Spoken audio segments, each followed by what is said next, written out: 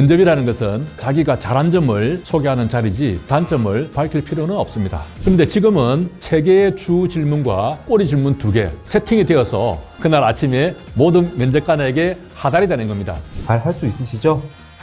그게 솔직히 지금부터 합격 기준을 알려드리겠습니다.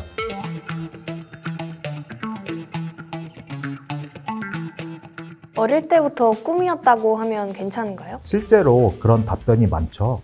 감점 요소입니까? 어릴 때부터 경찰을 꿈꾼 경우가 상당히 많습니다. 살아오면서 꿈은 변하기 마련입니다. 그런데 자신의 어릴 적 꿈을 지금까지 가지고 있다면 그동안에 그 꿈을 실현시키기 위해서 무엇을 했을까요? 그러한 노력, 역량을 잘 보여줘야 면접관들이 믿을 수 있겠죠. 한 줄로 말씀하시면요. 꿈이었다는 말 자체는 문제가 없습니다. 자신의 꿈을 실현하기 위해서 어떤 노력을 했는지 자신의 역량을 보여주기 바랍니다. 소개할 때 완벽주의라고 말하면 안전한 것 아닌가요? 이거 너무 교과서적인 멘트 같은데요. 자신을 스스로 완벽주의라고 소개를 한다면 자기가 살아오면서 완벽주의라고 부를 수 있는 그런 경험들을 잘 정리해서 면접관에게 전달을 해야 합니다. 그러한 근거가 분명하지 않다면 면접관들은 믿지 않을 겁니다. 그럼 단점 같은 걸 말하는 건 안 좋은 걸까요? 자기 소개에서 단점을 말하는 것은 자살 행위나 다름없습니다.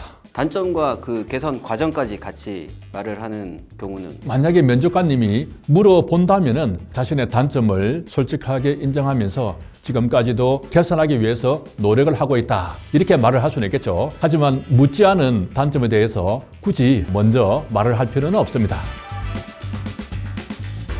근데요, 솔직하게 말하면 불리할 수도 있잖아요. 현실적으로 조금 포장하는 거는 다 하지 않겠습니까? 면접에서 거짓말을 한다? 조금 과장을 한다? 있을 수 있다고 생각합니다. 그리고 면접관들도 어련히 그렇겠지라고 생각을 할 수도 있겠죠. 그런 것들을 우리가 사회 통념의 수준이라고 말할 수 있습니다. 그런데 그런 과장이라든가 거짓말이 너무 과도할 경우에는 심각한 문제가 될 수가 있습니다. 들키지만 않으면 되는 거 아닌가요? 보통 들키죠. 면접관 분들이 경찰관 출신도 계신다고 했잖아요. 그런 분들은 오랫동안 수사 경력이 있을 수도 있고 또 면접을 하는 지원자들은 상당히 긴장된 상태에서 이야기를 하는데 자신의 의사와 다른 이야기를 할 때는 가만히 눈동자를 보면은 떨리고 자신이 없어하는 그런 말투가 나오거든요.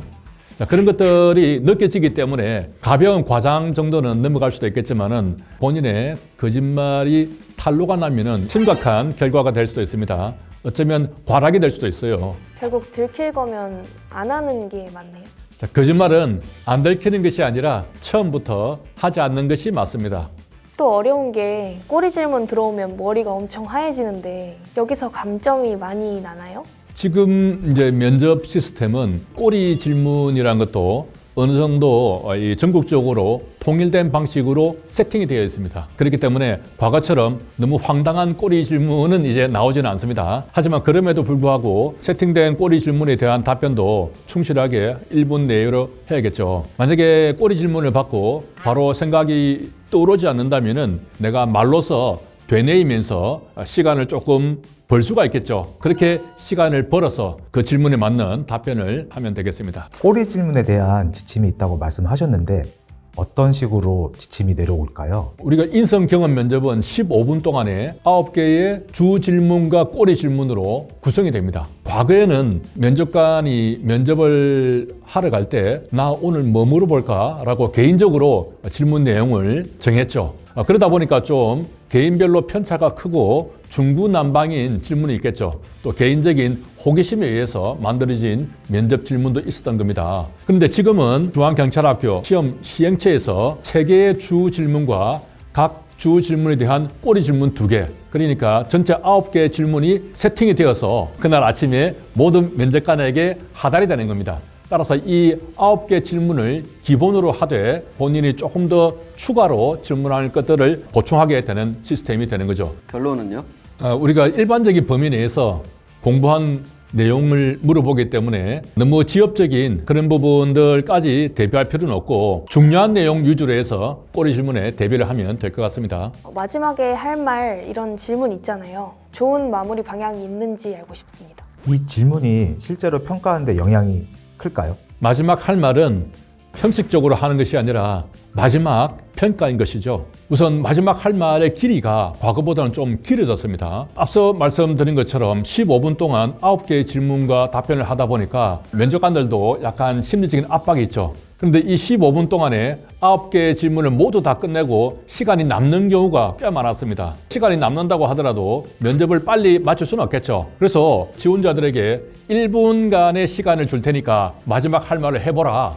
이런 요구가 있었습니다. 그래서 우리 수험생들은 좀 짧게 하는 버전과 1분 이상으로 하는 버전 이렇게 두 가지를 준비할 필요가 있습니다. 보통은 뭐 열심히 하겠습니다. 최선을 다하겠습니다. 이렇게 끝내지 않나요? 그렇게 끝내는 것이 보통이기 때문에 그러면 너무 밋밋하다는 느낌이 들고 임팩트가 없죠. 앞서 자기가 자신의 경험을 살려서 강점이라고 이렇게 포인트를 잡았던 부분이 있을 겁니다. 예를 들면 나는 태권도 사단이다. 이걸 하나 이제 쭉 밀고 나간다면 마지막 할 말 할 때도 제가 태권도 수련을 할 때 사범님께서는 이런 말씀을 했습니다.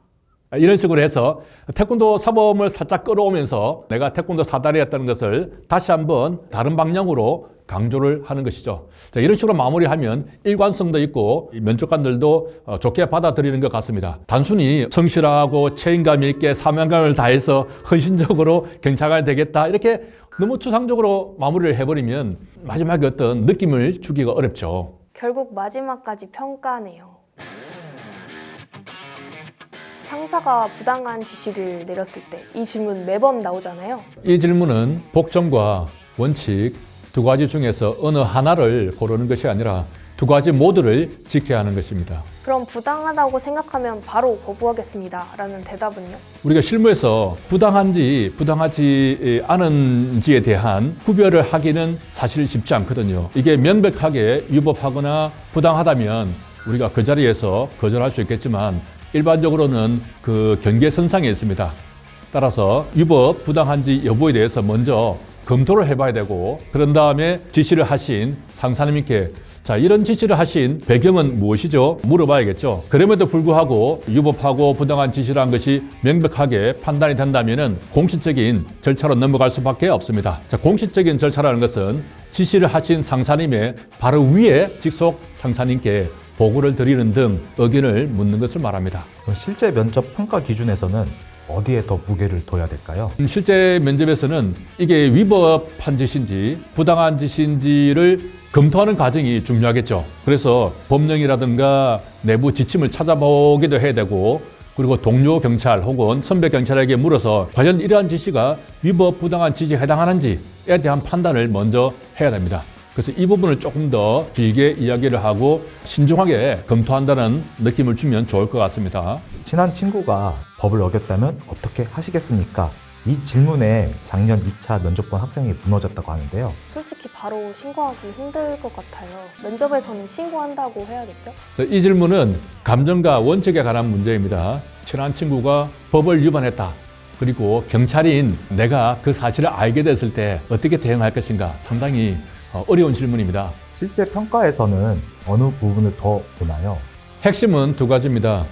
법 앞에서 예외를 두지 않는 것과 책임 있는 대응입니다. 친한 친구를 바로 신고하기보다는 앞에 과정이 좀 있어야겠죠. 친구가 어떤 범죄를 범했는지부터 먼저 확인을 해야 될 것이고 가벼운 범죄라면 내가 신고까지는 할 필요 없을 것으로 생각이 됩니다. 하지만 중대한 범죄이고 피해자가 있고 그런 범죄 같으면은 먼저 설득하는 과정을 거치고 그럼에도 되지 않는다면 신고까지도 생각을 해봐야겠죠.